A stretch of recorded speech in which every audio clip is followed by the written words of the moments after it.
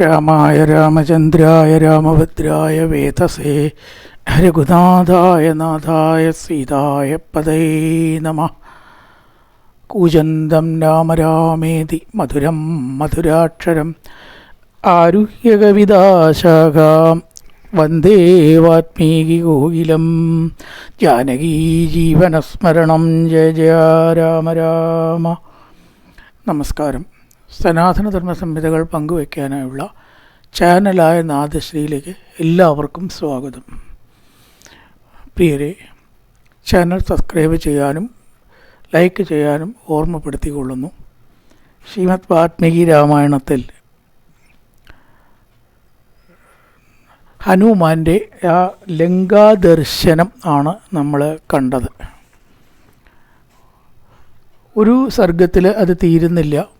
വജ്രാലങ്കൃതമായിരിക്കുന്ന ഭവനങ്ങൾ, രാവണനെ സ്തുതിച്ചുകൊണ്ടിരിക്കുന്നതായിട്ടുള്ള ശബ്ദങ്ങൾ, പല ആയുധങ്ങളെ എന്തിയതായിട്ടുള്ള സൈന്യങ്ങൾ, ആന, കുതിര മുതലായതും, മാല, കുറിക്കൂട്ട മുതലായിട്ടതൊക്കെ ധരിച്ചിട്ടുള്ളതും, പല വേഷക്കാരും, വികടന്മാരും വികടികളും മുണ്ടന്മാരും മുണ്ടികളെയും എന്നുവെച്ചാൽ മുണ്ടനം ചെയ്തവർ, വസ്ത്രം പലതരത്തിൽ ധരിച്ചവരും എല്ലാ ഭാഗവും മൂടാത്തവരും, അന്നും ഡൈവേഷക്കാരെന്നാണ് ഹനുമാൻ കണ്ടു. ഒരു സർഗത്തിൽ തീരാത്തത് കൊണ്ട് ഹനുമാൻ വീണ്ടും ലങ്കയിൽ കൂടെ നടന്നു. ആ ലങ്കയിൽ കൂടെ സഞ്ചരിക്കുന്ന ആ ഒരു രംഗം എന്തെല്ലാം കണ്ടു എന്ന് വർണ്ണിക്കുകയാണ് ഇനിയുള്ള സർഗത്തിൽ. തതസ്സമധ്യംഗതമംശുമന്ദം ജ്യോത്സ്നാവിതാനം മഹദുദ്ദഹന്തം ദദർശ ധീമാൻ ദിവിഭാനുമന്ദം ഗോട്ടേ വൃഷം മത്തമിവ ഭ്രമന്തം. സഞ്ചരിച്ചു എന്ന് പറയുകയാണ്. ശക്തനും എന്തിനും മതിയായിട്ടുള്ളതും ആയ ഹനുമാൻ ആകാശത്തിൽ ആ ലങ്കയിൽ ഉദിച്ചതായിട്ടുള്ള ചന്ദ്രനെ ഇങ്ങനെ കാണുകയാണ്. ഉദിച്ചു വരുന്നതായിട്ടുള്ള ആ ചന്ദ്രനെ ഇങ്ങനെ വർണ്ണിക്കും. മുമ്പിയും കണ്ടു.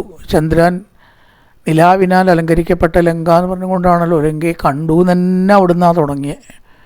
ആ ചന്ദ്ര നിലാവത്ത് ശോഭിക്കുന്ന ലങ്കയ്ക്കൊരു പ്രത്യേക സൗന്ദര്യവും, രാത്രി എല്ലാറ്റും പൊതുവെ ഒരു സുഖമാണ്. സൂര്യനിലുള്ളൊരു വല്ലാത്ത പ്രകാശം, ചൂടധികമായതുകൊണ്ട് അത്ര വർണ്ണിക്കില്ല നമ്മൾ. സൂര്യൻ എന്ത് പ്രകാശമാണെന്ന് പറയാനില്ല. പക്ഷേ ചന്ദ്രൻ്റെ നിലാവ് ഒന്നും കൂടി ഭംഗിയുണ്ട്. കാരണം അധികമായിട്ടുള്ള ചൂട് നമുക്ക് ഉപദ്രവമൊന്നുമില്ല എന്ന് മാത്രമല്ല, സുഖം, തണുപ്പ്, ആ പ്രകാശം ഒക്കെ തരുന്നത് കൊണ്ടാണ് ഈ ചന്ദ്രനെ എല്ലാവർക്കും സാഹിത്യത്തിലൊക്കെ അങ്ങനെ വർണ്ണിക്കാനുള്ള കാരണം. വളരെയധികം മതിച്ച ഒരു കാള എപ്രകാരം സഞ്ചരിക്കുന്നുവോ അതുപോലെ ഹനുമാൻ ആ ചന്ദ്രനെ കണ്ടു. ഗോഷ്ടേ വൃഷം മത്തമിവ പ്രബന്ധം. ഒരു കാള ഇങ്ങനെ വിട്ടാൽ അതിങ്ങനെ നല്ല മതിച്ചിട്ടുള്ള ശക്തിശാലിയാണെങ്കിൽ ഇങ്ങനെ ചുറ്റിത്തിരിഞ്ഞൊരു സ്വതന്ത്രമായിട്ടൊരു പോക്കുണ്ട്. നിയന്ത്രിക്കാനുണ്ടെങ്കിൽ ഒരു വിഷമാണ്. അതില്ലെങ്കിലോ തലയൊക്കെ തന്നെ കുലുക്കി ഇപ്പം എന്നെ ആരും നിയന്ത്രിക്കാനില്ല എന്നുള്ള മട്ടിൽ ആ കാള അങ്ങനെ പോകുമല്ലോ. ആണ് ഗോഷ്ടേ വൃഷം മത്തമിവ ബന്ധം. തൊഴുത്തിൽ കൂത്താടുന്ന മത്തനായ കാളയെ പോലെ. തൊഴുത്ത് എന്ന പരിമിതി ഉണ്ട്, പക്ഷേ വേറെ പരിമിതികളൊന്നും ഇല്ലാത്ത തൻ്റെ സാമ്രാജ്യം എന്നുള്ള നിലയ്ക്ക് ആ കാള തലയെടുപ്പോടുകൂടി സഞ്ചരിക്കുന്നത് പോലെ ലങ്കയെ നോക്കി കണ്ടു എന്ന് പറയണം. ലോകസ്യ പാപാനി വിനാശയന്തം മഹോദതിഞ്ചാഭിസമേതയന്തം ഭൂതാനി സർവാണി ജരാജയന്തം തദർശ ശീതാംശുമതാഭിയാന്തം. ശ്ലോകത്തിൽ തെക്ക് അവസാനം ഒരേ അക്ഷരത്തിൽ വരുന്നത് ദം ദം ദം മുമ്പത്തി അങ്ങനെയാണ്. നിള്ളയിൽ വേറെ ആയിരിക്കും. പക്ഷെ ഒരു വരിയിലുള്ള അക്ഷരമാണ് എല്ലാ വരിയിലും ഉണ്ടാവുക. അടുത്തൊക്കെ സ്ഥ എന്നാണ്. മന്ദരസ്ഥ, സാഗരസ്ഥ, പുഷ്കരസ്ഥ, നിശാകരസ്ഥ. പിന്നൊന്നിൽ വേറെ ഷ ഷ ഷ അങ്ങനെ 4 അക്ഷരവും 4 വരി ഒരേ അക്ഷരത്തിൽ അവസാനിച്ച ശ്ലോകമാണ് ഈ സർഗത്തിൽ മുഴുവൻ. രസമായിട്ടുള്ള ശ്ലോകങ്ങൾ. ലോകസ്യ പാപാനി വിനാശയന്തം മഹോദതിഞ്ചാഭിസമേതയന്തം ഭൂതാനി സർവാണി ജരാജയന്തം ദദർശ ശീതാംശുമതാഭിയാന്തം. എന്താണ്?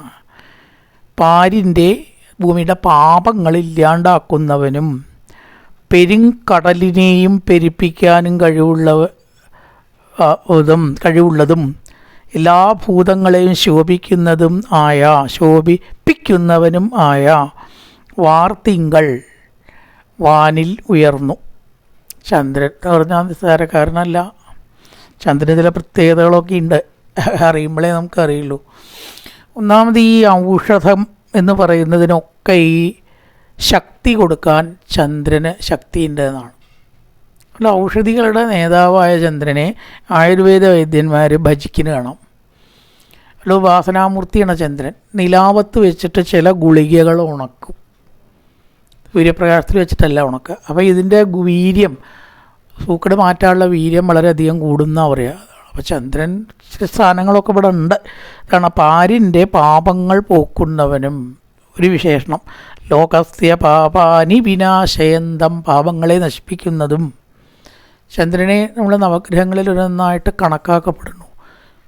ശരിക്കും ഒരാണെന്ന് വെച്ചാൽ ഉപഗ്രഹമാണ് അല്ലേ, ഗ്രഹമല്ല ഉപഗ്രഹ. പക്ഷേ ജ്യോത്സ്യപ്രകാരം ഗ്രഹമായിട്ടാണ് കണക്കാക്കി. അതുകൊണ്ട് ആ ചന്ദ്രൻ പ്രധാനപ്പെട്ട ഒരു ഗ്രഹമായതുകൊണ്ട് ചന്ദ്രനെ ഭരിക്കുന്നവർക്ക് പാപം ഉണ്ടാവില്ല. ഒരാളുടെ പൂർവ്വപുണ്യം, ദൈവാധീനം ഇതൊക്കെ കണക്കാക്കുന്നത് ജ്യോത്സ്യപ്രകാരം ചന്ദ്രൻ്റെ സ്ഥാനം നോക്കിയിട്ടാണ്. ഉത്തമസ്ഥാനത്ത് ചന്ദ്രൻ നിന്നാൽ പൂർവ്വപുണ്യം, ദൈവാധീനം ഉണ്ട്, അങ്ങനത്തെ ആളാണെന്ന് പറയും. നീചസ്ഥാനത്ത് നിന്നാലോ നീച സംസർഗം ഉണ്ടാവും എന്നും ദൈവാധീനം കുറവാണെന്നൊക്കെ പറയും. മനസ്സിൻ്റെ അവസ്ഥ പ്രവചിക്കാൻ പറ്റും ചന്ദ്രൻ്റെ സ്ഥാനത്ത് നോക്കിയാൽ. ചന്ദ്രൻ ചില്ലറക്കാരനല്ല. എന്തായാലും ലോകസ്യ പാപാനി വിനാശയന്തം മഹോദതിഞ്ചാപി സമേതയന്തം. വലിയൊരു കഴിവ് ചന്ദ്രനുള്ളത് എന്താ വെച്ചാൽ ഈ സമുദ്രത്തിനെ മുഴുവനെ ക്ഷോഭിപ്പിക്കാൻ കഴിവുണ്ട്. വാവ് ദിവസം വേലിയേറ്റം ഉണ്ടാവും. പ്രത്യേകിച്ച് വെളുത്തവാവ് ദിവസം എന്താ ഈ വേലിയേറ്റം, ഇത്രയും വലിയ കടലിനെ ഇങ്ങോട്ട് ബാധിച്ചിങ്ങോട്ട് കയറ്റുക എന്ന് പറഞ്ഞാൽ നമ്മളെ കൊണ്ട് പറ്റുമോ? വേറെ ആരെ കൊണ്ടെങ്കിലും പറ്റുമോ? കടൽ കുറച്ച് ക്ഷോഭിക്കണം, അല്ലെങ്കിൽ കുറച്ച് വേലിയേറ്റം ഉണ്ടാവണമെന്ന് ഒരാളെ കൊണ്ടും സാധിക്കാത്തൊരു കാര്യം ചന്ദ്രൻ ചെയ്യണത് അവിടെ. വേലിയേറ്റം. മഹോദതിഞ്ചാപി സമേതയന്തം. മഹോദതി സമുദ്രം, ആ സമുദ്രത്തെ പോലും കരയിലേക്ക് അടിച്ചു കയറ്റാൻ കഴിവുള്ളവനും ലോകത്തിൻ്റെ പാപത്തെ നശിപ്പിക്കുന്നവനും ഭൂതാനി സർവാണി ജരാജയന്തം.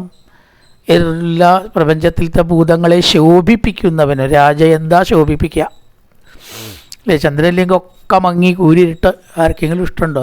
കർത്തവാവ് ദിവസം നിലാവുണ്ടെങ്കിലോ എല്ലാവർക്കും ഇഷ്ടമാണ്. ഇതൊരു രസമാണ് നിലാവത്ത് അല്ലേ, ആ പൂക്കളും ചെടികളും ഒക്കെ കാണാൻ, ആ തോട്ടം കാണാൻ എന്നിങ്ങനെ എല്ലാവരും പറയും. അപ്പോൾ ഭൂതാനി സർവാണി രാജയന്തം, സർവാണി ഭൂതാനി ച രാജയന്തം. എല്ലാറ്റിനും ശോഭയാണ് കൊടുക്കുക. ആവു, ചന്ദ്രൻ ഉദിച്ചാൽ എല്ലാവർക്കും സന്തോഷമായി. ദദർശ ചെയ്താംശുമതാഭിയന്തം. പിന്നെയോ സർവഭൂതങ്ങളെയും ശോഭിപ്പിക്കുന്നവനും ആയ വാർത്തിങ്കൾ. അങ്ങനെയുള്ളതായ ശുഭമായ ചന്ദ്രനെ ആ ഹനുമാൻ ലങ്കയിൽ നോക്കിക്കണ്ടു. ചില കാര്യങ്ങളൊക്കെ നമ്മൾ നോക്കിയാൽ വീണ്ടും വീണ്ടും കാണുന്നതാണ്. ഒന്നാണ് ആന അല്ലേ. ആന പോകുന്നുണ്ട, എന്താ ആനയെ കാണാനുള്ള എല്ലാം കണ്ടതാണ്, എന്നാലും നമ്മൾ നോക്കും.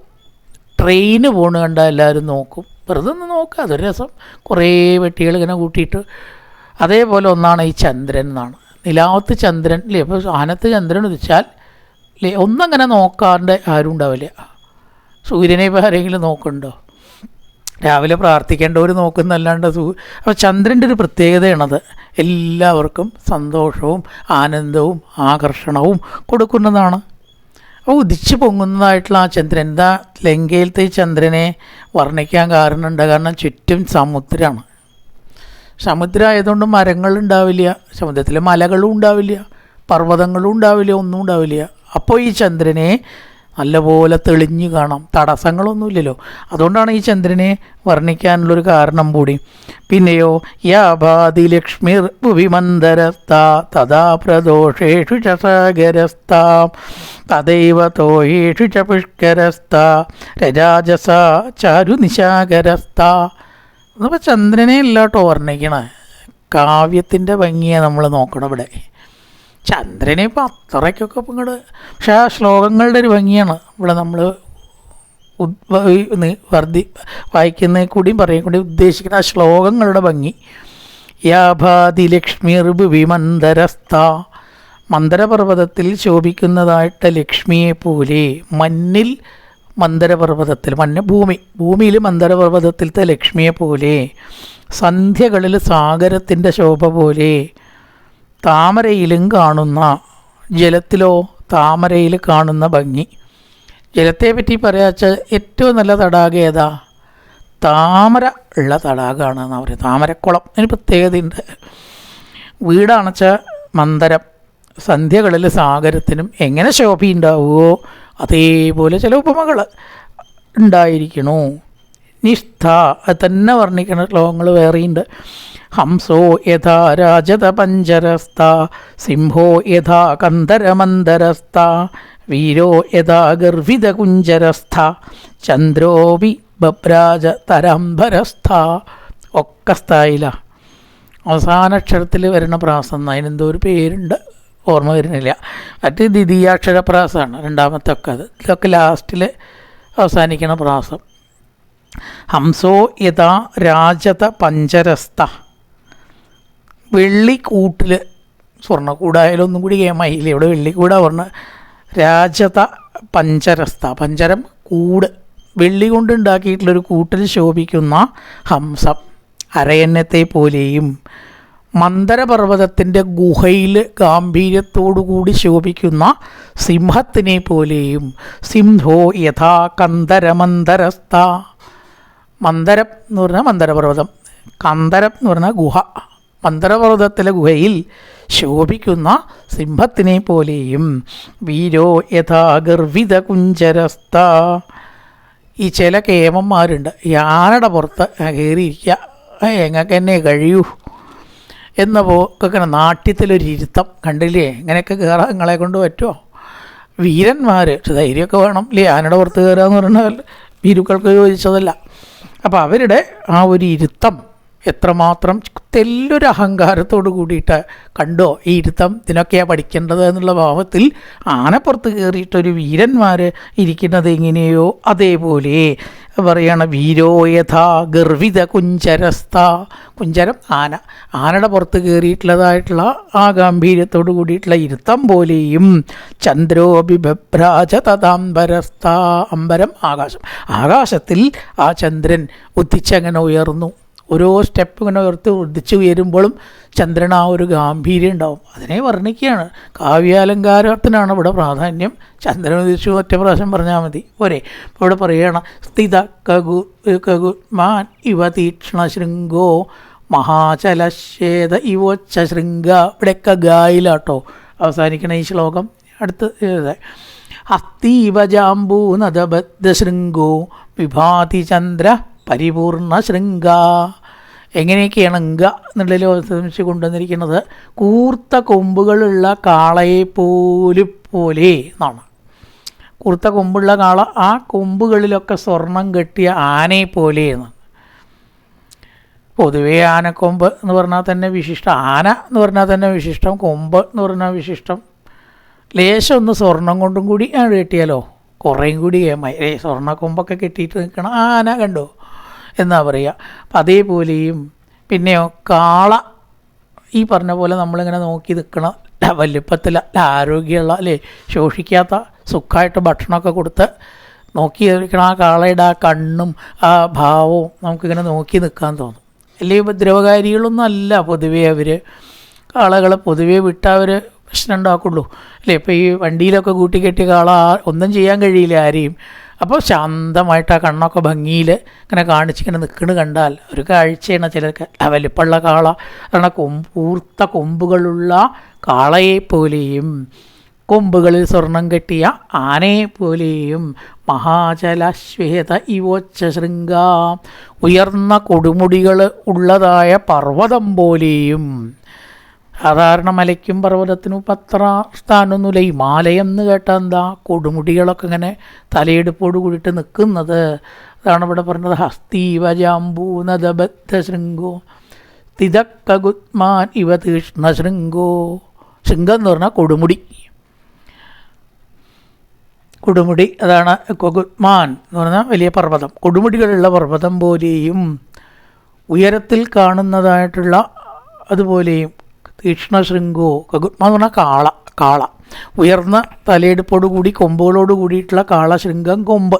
കഗുത്മാനിവ തീക്ഷ്ണശൃംഗോ നല്ല കൂർത്തതായിട്ടുള്ള വടിവൊത്ത കൊമ്പ് ഇല്ലേ, അങ്ങോട്ടും ഇങ്ങോട്ടൊന്നും വളയാതെ നേരെ അർദ്ധവൃത്താകൃതിയിൽ അവിടുന്ന് ഇവിടുന്നും വന്നിട്ട് മുട്ടണ കൊമ്പാത്രേ, നല്ല കൊമ്പ്. പശുവായാലും കാളയായാലും ആണ് കഗുത്മാനിവ തീക്ഷ്ണശൃംഗോ. കഗുത്മാൻ കാള നല്ല മൂർച്ചയുള്ള കൊമ്പോട് കൂടിയിട്ടുള്ളതായ ദക്ഷണമൊത്ത കാളയെപ്പോലെയും മഹാചലശ്വേത ഇവോച്ച ശൃംഗം കൊടുമുടികളോടുകൂടിയൊക്കെ ശൃംഗമാണ്. ആ ശൃംഗം കൊമ്പും ഈ ശൃംഗം കൊടുമുടി അങ്ങോട്ടും ഇങ്ങോട്ടും മാറിയിടക്കി. ശൃംഗം ഇവിടെ കൊമ്പാണ്, വെളുത്ത നിറത്തിൽ ഉള്ളതായിട്ടുള്ള കൊടുമുടികളോട് കൂടിയ ഹിമാലയ പർവ്വതം പോലെ ഉള്ളതായിട്ടുള്ള പർവ്വതം പോലെയും ഹസ്തീവജാംബൂനദബദ്ധ ശൃംഗോ. ജാംബൂനദം കൊണ്ട് ബദ്ധമായ എന്ന് പറഞ്ഞാൽ സ്വർണം കൊണ്ട് അലങ്കരിച്ച കൊമ്പുള്ള ആനയെ പോലെയും. 3 ഉപമയാണ് ഇവിടെ. ഒന്ന് ആന, ഒന്ന് പർവ്വതം, ഒന്ന് കാള പോലെയും. വിഭാതി ചന്ദ്ര പരിപൂർണ ശൃംഗാം. പരിപൂർണമായിരിക്കുന്ന തേജസ്സോട് കൂടിയിട്ട് ആ കലകളോട് കൂടിയിട്ട് ചന്ദ്രൻ ലങ്കയിൽ വിളങ്ങിയത് ഹനുമാൻ കണ്ടു എന്ന് പറയണം. ഇനി അടുത്തത് പറയണം വിനഷ്ട ശീതാംബു തുഷാരപങ്കോ മഹാഗ്രഹഗ്രാഹ വിനഷ്ടപങ്കാ പ്രകാശലക്ഷ്മ്യാശയ നിർമ്മലാംഗോ രരാജചന്ദ്രോ ഭഗവാൻ ശശാങ്ക. ഒക്കങ്കായിൽ അവസാനിക്കണ 4 വരി തിരഞ്ഞെടുത്തിരിക്കുകയാണ്. മഞ്ഞിൻ തുള്ളികളാകുന്ന കളങ്കം അകറ്റിയവനും. ഈ മഞ്ഞിൻ തുള്ളികൾ ചിലപ്പോൾ ഒക്കെ കളങ്കാവാറുണ്ട്. പുഷ്പത്തിൽ മഞ്ഞിൻ തുള്ളി ചിലതിനെയൊക്കെ മറച്ചും കൊണ്ട് മഞ്ഞ് വരിക എന്ന് പറഞ്ഞാൽ മഞ്ഞ് അവിടെ ഒരു കളങ്ക. ചന്ദ്രനെ മഞ്ഞ് മറയ്ക്കുമോ?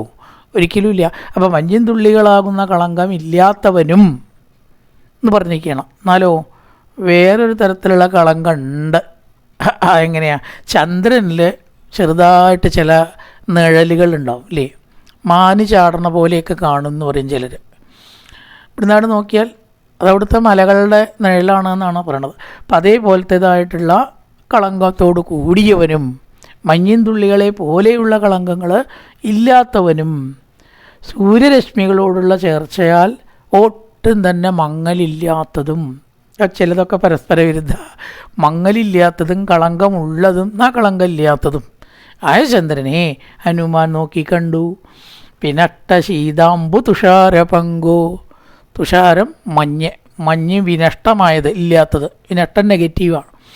മഞ്ഞാകുന്ന ആ ഒരു മറവ് കളങ്കം ഇല്ലാത്തവനും. പ്രകാശലക്ഷ്മ്യാശ്രയ നിർമ്മലാംഗോ. ധാരാളം മങ്ങൽ നീങ്ങിയതും എന്നാൽ കളങ്കമുള്ളതും ചന്ദ്രൻ്റേതായിട്ടുള്ള അലങ്കാരമായിട്ടുള്ള ആ കളങ്കത്തോട് കൂടിയതും ആയ ചന്ദ്രനെ ശ്രീ ഹനുമാൻ കണ്ടു. ഇനി വേറെ പ്രണശിലാതലം പ്രാപ്യേജ യഥാ മൃഗേന്ദ്രോ. കന്ദ്രാണ് അടുത്തത്. മഹാരണം പ്രാപ്യ യഥാ ഗജേന്ദ്ര രാജൻ സമാസാദ യഥാ നരേന്ദ്ര തഥാ പ്രകാശോ വിരരാജചന്ദ്ര. അവസാനത്തെ ചന്ദ്ര എന്നാണ് കന്ദ്രയിൽ കൊടുന്നു. അതെന്താ അവിടെ കാരണം? ശിലാതലം പ്രാപ്യ യഥാ മൃഗേന്ദ്രോ. കുറച്ച് ഉയരത്തിൽ ഒരു പാറ കാണുകയാണെന്ന് വെച്ചാൽ അതിൻ്റെ മുകളിലൊരു ചന്ദ്രൻ അല്ല ഒരു സിംഹം കയറിയിട്ട് നിൽക്കുകയാണെങ്കിൽ ഒരു ഗാംഭീര്യം ഉണ്ടാവും ഇല്ലേ. ഈ ശ്വാക്കൾക്കൊക്കെ ഒരു ഉയരത്തിൽ കയറിയിട്ടൊരു നൃത്തമുണ്ട് ഇടയ്ക്ക്. ഇപ്പം ഞാൻ തന്നെ കേട്ടോ കേമൻ, എല്ലാവരിലും വെച്ചിട്ട് കുറച്ച് കേമൻ ഞാനാണെന്നുള്ള നിലയ്ക്ക് ഇല്ല ചെവിയൊക്കെ ഇങ്ങനെ കൂർപ്പിച്ച് ചിലപ്പോൾ ശ്വാക്കൾ ഇങ്ങനെ ഒരു നിൽക്കും അവിടെ കയറാനുള്ള അവസരം. അതേപോലെ ഒരു സിംഹം പാറപ്പുറത്ത് നിൽക്കുമ്പോഴുണ്ട് അത്രേ. അതുകൊണ്ട് ശിലാതലം പ്രാപ്യ യഥാ മൃഗേന്ദ്രോ. മൃഗേന്ദ്രൻ സിംഹം. പാറപ്പുറത്ത് കുറച്ച് ഉയർന്ന ദിക്കിൽ നിൽക്കുന്ന സിംഹത്തിനെ പോലെയും. മഹാരണം പ്രാപ്യ യഥാ ഗജേന്ദ്ര. ആനപ്പുറത്ത് യുദ്ധം ഒക്കെ ചെയ്യാൻ പുറപ്പെട്ട് നിൽക്കുന്ന പടയാന. ആ പടയാനയ്ക്കുള്ള തലയെടുപ്പ് പോലെയും. തലയെടുപ്പുണ്ടാവുന്ന ചില ആനകൾക്ക് എഴുന്നള്ളിക്കുമ്പോൾ തല അങ്ങനെ പൊന്തിക്കുന്നതാണ് അല്ലേ. അവർക്കറിയാം ഈ തല മേപ്പട്ടാക്കുന്നത് ഒരു കേമത്താണ്.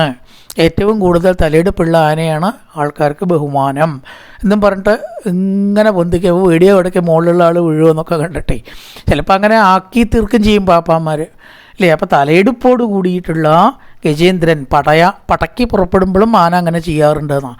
അപ്പം പടക്കളത്തിലിറങ്ങിയ ഗജേന്ദ്രനെ പോലെയും പിന്നെയോ സർവപ്രൗഢിയോട് കൂടിയതായ രാജാവിനെ പോലെയും നാട് നേടിയ നരേന്ദ്രനെ പോലെ യുദ്ധത്തിലൊക്കെ ജയിച്ചിട്ട് തൻ്റെ നാട് വീണ്ടെടുക്കുക, മറ്റൊരു രാജ്യത്തെ കീഴടക്കുക. അപ്പോൾ ആ രാജാവിന് ഒരു പവർ ഉണ്ടാവും. ഇപ്പം ഞാൻ തന്നെ കേമൻ എന്നുള്ള ഭാവത്തിൽ രാജ്യം സമാസാധ്യത നരേന്ദ്ര, തലയെടുപ്പോടുകൂടി വിജയശ്രീലാളിതനായിട്ടുള്ളൊരു രാജാവ് എങ്ങനെ തലയെടുപ്പോടുകൂടി നിൽക്കുന്നു. തഥാ പ്രകാശോ വിരരാജ ചന്ദ്ര, അങ്ങനെ ആകാശത്തിലെ ചന്ദ്രൻ വിളങ്ങുന്നത് ഹനുമാൻ കണ്ടു. പ്രകാശചന്ദ്രോദയ നഷ്ടദോഷ, ഇനിയൊക്കെ ഷായിൽ അവസാനിക്കുന്ന ശ്ലോകം. പ്രവ്യദ്ധരക്ഷ പിശിദാശദോഷ രാമാഭിരാമേരിത ചിത്തദോഷ സ്വർഗപ്രകാശോ ഭഗവാൻ പ്രദോഷ. തെളിവാർന്ന ആ ചന്ദ്രൻ ഉദിച്ചപ്പോൾ ലങ്കയിലത്തെ ഇരുട്ട് മുഴുവനെ അകന്നു. രാത്രി ഇരുട്ടൊക്കെ പോയ ചന്ദ്രൻ ഉദിച്ചിട്ടുള്ള ഇരുട്ടില്ലാതെയായി. പിന്നെയോ രാക്ഷസന്മാരുടെ ദോഷങ്ങൾ ഒരു കാലത്തും ലങ്കയിൽ നിന്ന് പോവില്ല. രാക്ഷസന്മാരിപ്പോൾ അത്ര നന്നായിട്ട് നമുക്ക് പറയാൻ നിവൃത്തിയില്ലല്ലോ. അപ്പം രാക്ഷസന്മാരാകുന്ന ദോഷങ്ങൾ സദാ ഉള്ളതും ഒരിക്കലും പോവില്ലതും. പിന്നെയോ തരുണിമാർ, വരന്മാർ, ശ്രേഷ്ഠന്മാർ ഇവരുടെയൊക്കെ കോപം അകറ്റിയും ആ ചന്ദ്രൻ പ്രകാശിച്ചു. ചന്ദ്രൻ ഉദിച്ചാൽ നമ്മുടെ മനസ്സിൻ്റെ ടെൻഷൻ കുറച്ച് കുറയുന്നതാണ്, സന്തോഷം ഉണ്ടാവത്രേ. അപ്പോൾ കാര്യമായ നന്മയൊന്നും ചെയ്യാത്ത പൊതുവേ ദോഷശാലികളായ ആ രാക്ഷസന്മാർക്ക് ആനന്ദത്തെ ജനിപ്പിച്ചുകൊണ്ടും എന്നാണ് ഇവിടെ ചന്ദ്രൻ്റെ വിശേഷണം. പൊതുവേ ഗുണമില്ലാത്ത അത്ര കേമല്ലാത്ത രാക്ഷസന്മാർക്ക് മനസ്സിന് സന്തോഷത്തെ ജനിപ്പിച്ചുകൊണ്ടും, പിന്നെയോ ആ ഇരുട്ടിനെ മുഴുവനും അകറ്റിയിട്ടും, പ്രവൃത്തരക്ഷ പിശിദാശദോഷ രാക്ഷസന്മാരുടെ ദോഷത്തെ അകറ്റിയിട്ടും, പിന്നെയോ രാമാഭിരാമേരിത ചിത്തദോഷ.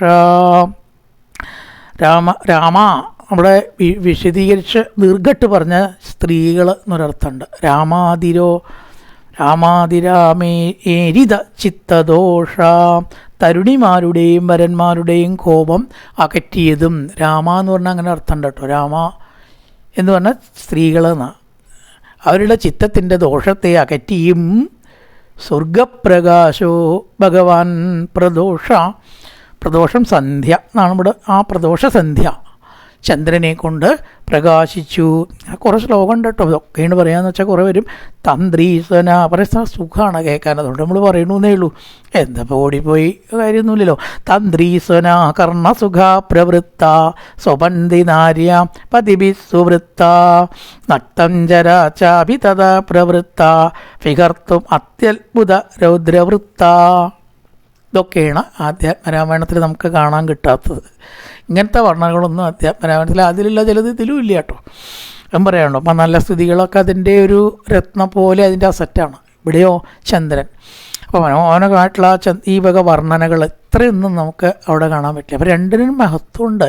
ഇതിൻ്റേതായിട്ടുള്ള മഹത്വം, അതിൻ്റേതായിട്ടുണ്ട്. അപ്പോൾ തന്ത്രീസ്വന കർണസുഖ പ്രവൃത്ത, കണ്ണിനും ഇന്ദ്രിയങ്ങൾക്കും മൊത്തത്തിൽ സുഖം കൊടുത്തു എന്ന് പറയണം. എന്താണ് ചെവിക്ക് സുഖം കിട്ടിയത് എന്നാണെങ്കിൽ കർണസുഖ.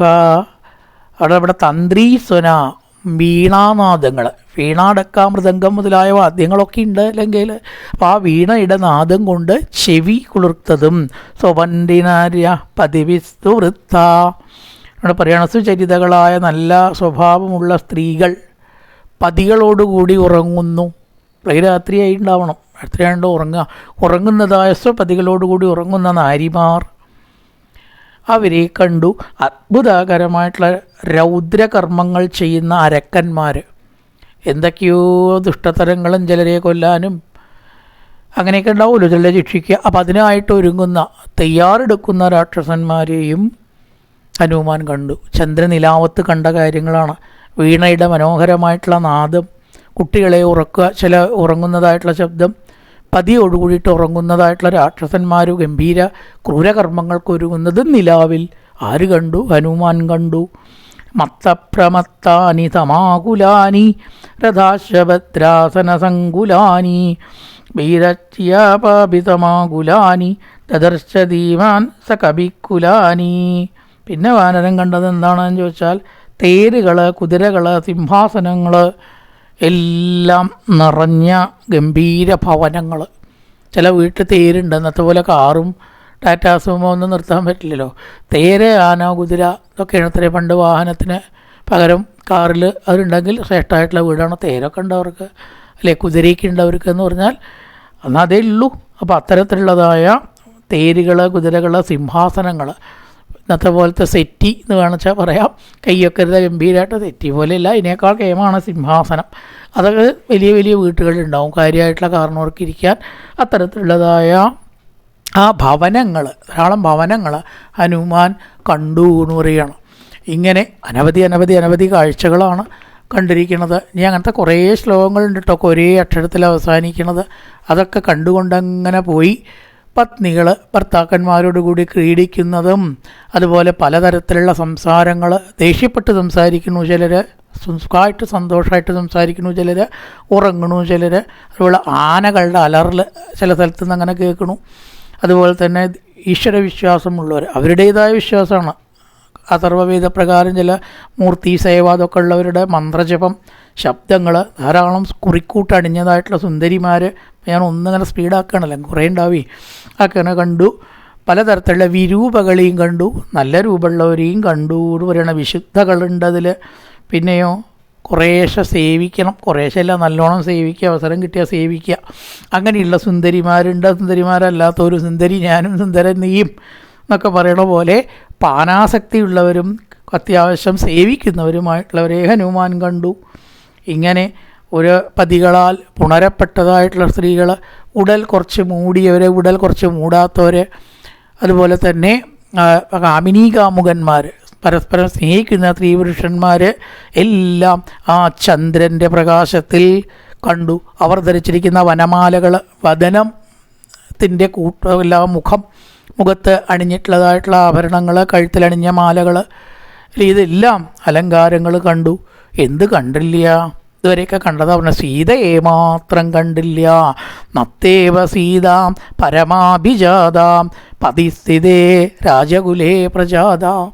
ജനകൻ്റെ പുത്രിയായിട്ട് രാജകുലത്തിൽ ജനിച്ച പ്രൗഢിയോട് കൂടിയിട്ടും സൗന്ദര്യത്തോടു കൂടിയിട്ടും കുലീനതയോടും കൂടിയ ആ സീതയെ ലതാംബ്രബുല്ലാമിവ സാധുജാതാം, നല്ല പൂത്ത് നിൽക്കുന്ന ഒരു വള്ളിയെ പോലെ നല്ല കുലത്തിൽ ജനിച്ച സീതയെ മാത്രം കണ്ടില്ല എന്ന് പറയുകയാണ്. ദദർശ തന്നീ മനസാ വിജാതാം, വൈദേഹിയെ മാത്രം കണ്ടില്ല. നത്തേവ സീതാം പരമാഭിജാതാം ന പതിസ്ഥിതേ രാജകുലേ പ്രജാതാം ലതാംബ്രബുല്ലാം ഇവ സാധുജാതാ ദദർശ തന്നീ മനസാഭിജാതാം. നത്വേവ, ആ സീതയെ മാത്രം കാണാനായി കൊണ്ട് കഴിഞ്ഞില്ല. അങ്ങനെ ഹനുമാൻ വീണ്ടും വീണ്ടും വീണ്ടും തെരച്ചിലങ്ങനെ നടത്തുകയാണ്. ബാക്കി ഭാഗം അടുത്ത ദിവസം. പൂർവന്നാമതപോവനാധിഗമനം മത്താമൃഗങ്കാഞ്ചനം വൈദേഹീഹരണം ജടായുമരണം സുഗ്രീവ സംഭാഷണം ബാലീനിഗ്രഹണന്തമുദ്ദരണം ലങ്കാപുരീദാഹനം പശ്ചാത്രാവണകുംഭകർണനിധനം നേതത്യരാമായണം. ഓം പൂർണ്ണമദ പൂർണ്ണമിദം പൂർണ്ണാൽ പൂർണ്ണമുദച്യതേ പൂർണ്ണസ്യ പൂർണ്ണമാദായ പൂർണ്ണമേവാവശിഷ്യതേ. ഓം ശാന്തി ശാന്തി ശാന്തി. ഹരി ഓം ശ്രീ ഗുരുഭ്യോ നമഃ. ഹരി ഓം.